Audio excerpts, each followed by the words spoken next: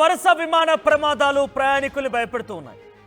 అయితే తెలుగు రాష్ట్రాల్లో నుంచి ఓ విమానం గాల్లోకి ఎగిరిన తర్వాత అది వెంటనే ఇక్కడే ఆగిపోయింది.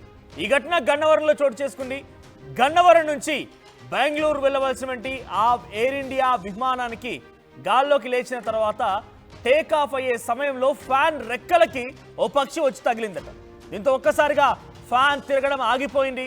పైలట్ అప్రమత్తమయ్యారు. చాకచక్యంగా దాన్ని తిరిగి మళ్ళీ గన్నవరం విమానాశ్రయం రన్వే పైకి సేఫ్గా ల్యాండింగ్ చేశారు. సో ప్రస్తుతానికి ప్రమాద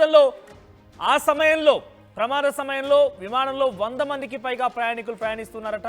విమానంలో తలెత్తిన లోపానికి సరిచేయడానికి సుమారుగా 2-3 గంటల సమయం పట్టింది.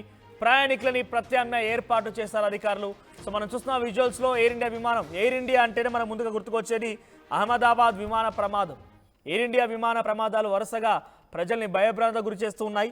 సో ఎయిర్ ఇండియా విమాన ప్రమాదం ఇప్పుడు మరొకటి గన్నవరం నుంచి బెంగళూరు వైపు గెలవాల్సిన ఎయిర్ ఇండియా విమానంలో టేక్ ఆఫ్ అయిన తర్వాత ఆ ఫ్యాన్ రెక్కలో, ఆ ఇంజన్కి సంబంధించినటువంటి ఆ ఫ్యాన్ రెక్కలో ఒక పక్షి వచ్చి పడిపోయింది. దీంతో ఆ ఫ్యాన్ తిరగడం ఆగిపోయింది.